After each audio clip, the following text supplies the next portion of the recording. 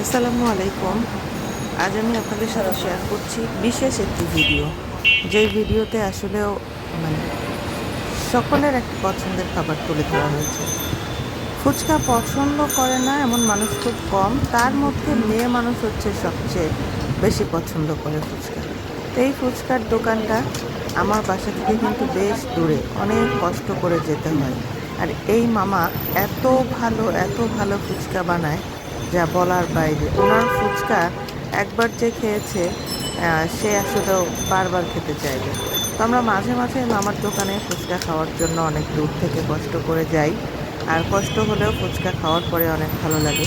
আর উনি আসলেও প্রচুর ব্যস্ত থাকে, আহ, অনেক ফুচকার অর্ডার থাকে ওনার এখানে, আর পার্সেলি অনেক বেশিরভাগ সময় যায়। আপনারা তো দেখতেই পাচ্ছেন উনি কীভাবে ফুচকাটা রেডি করছে, সেকেন্ডের মধ্যেই একটা একটা করে ফুচকা বানিয়ে প্লেটে সাজিয়ে দিচ্ছে। ওনার কাছে মনে হচ্ছে যে এটা কোনো ব্যাপারই না, যেটা আমাদের কাছে ঘরে করতে হয়তো অনেক সময় লাগতো। এই ফুচকা বানানোর ফাঁকে ফাঁকেই উনি নিয়ে নিচ্ছে আবার অন্যান্য ফুচকার অর্ডার। সেই অর্ডারগুলো হচ্ছিল, আর আমরা ফুচকা খেতে গিয়েছি। আমরা অবশ্য বসেই খেয়েছিলাম, আমরা ফুচকা পার্সেল নেইনি।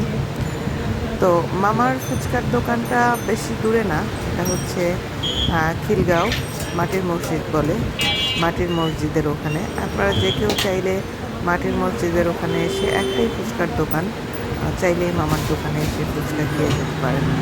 আমি কিন্তু ফুচকার রিভিউ দিচ্ছি বলতে গেলে একদম।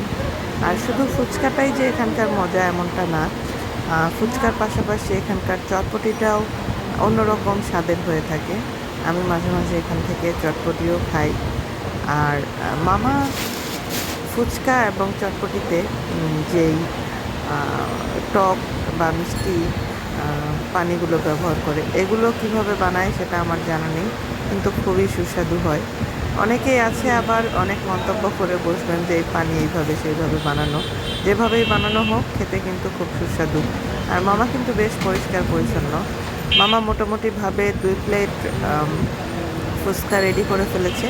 এখন উপরে তো ডিম দিয়ে দিচ্ছে, ডিম দেওয়া হয়ে গেলেই মামা ফুচকাগুলো পরিবেশন করবে। ভিডিওটা কিন্তু আমি মামার পারমিশন নিয়েই করেছি। আর আমরা গেলে মামা স্পেশালি খুব সুন্দর করেই সব সময় ফুচকা দেয়। মোটামুটিভাবে ফুচকার প্লেট সাজানো শেষ। এখন তো মামা টক রেডি করে নিচ্ছে। ওয়ান টাইমে মামা দিয়ে দিচ্ছে টক, 2 প্লেট ফুচকার সাথে 2টা টক দিয়ে দিল। আর আমরা খুব মজা করে ফুচকা খাবো। আপনারাও চাইলে চলে আসতে পারেন এই মজাদার ফুচকা খাওয়ার জন্য। এই যে মামা এক্সট্রা এগুলো কি মিক্স করলো এই টকের মধ্যে, সেটা জানি না, আমি অবশ্য জিজ্ঞাসাও করিনি। হয়তো এই জিনিসগুলো মিক্সড করার কারণেই টকটা এত বেশি টেস্টি হয়। এখন একটা ফুচকা মামা সুন্দর করে সাইডে সরিয়ে মাঝখানে টকটা দিয়ে দিল। সত্যি একটা কথা বলতে গেলে কি, খাবার যত সুস্বাদুই হোক না কেন, পরিবেশন যদি সুন্দর না হয় তাহলে কিন্তু খেতে ভালো লাগে না। তো মামা যেভাবে করে ফুচকাটা রেডি করে পরিবেশন করছে, এটা কিন্তু সত্যি দেখতে যেহেতু ভালো লাগছে, খেতেও অনেক মজাদার হবে, সেটা আপনারা বুঝতেই পারছেন। আর মামা বেশ পরিচ্ছন্ন একজন মানুষ। মামার আরও অন্যান্য অর্ডার আছে। এই মুহূর্তে মামা কিন্তু চটপটি বানাচ্ছেন, আর চটপটিটা কিন্তু খেতে বেশ মজা হয়। মামা চটপটিতে একদম ধনেপাতা থেকে শুরু করে লেবু সব কিছু দিয়ে আর অনেক রকমের মশলা মিক্সড করে চটপটিটা বানায়। তো ফুচকা আর চটপটি এই দুইটার জন্য মামার দোকানটা বেশ বিখ্যাত। মামা চটপটিতে একেবারেই মিষ্টি টকটা দিয়ে দিল। এটা মিক্সড করা হয়ে গেলেই হয়তো মামা এটাতে আরও আদার্স সব কিছু মিক্সড করে উপরে ডিম ঝুড়ি দিয়ে দিবে। মামাই তো ঢেলে দিয়েছে একদম তাহিরি হুজুরের ভাষায়, 1 প্লেট চটপটি ঢেলে দিল। দেখতে কিন্তু বেশ ভালো লাগছে, খেতেও মজা হবে।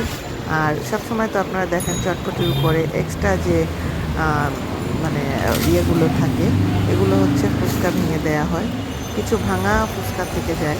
সেই ভাঙা ফুচকাগুলো এভাবে করেই চটপটির উপরে ভেঙে মামারা ব্যবহার করে থাকে, আর তার উপরে ডিম দিয়ে দেয়।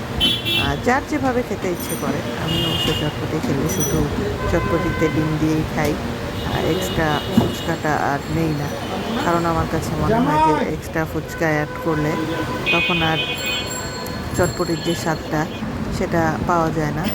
এই জন্য আমি আলাদা আলাদা করে হচ্ছে খাই সব সময়। তো আমরা আসলে অনেকেই গিয়ে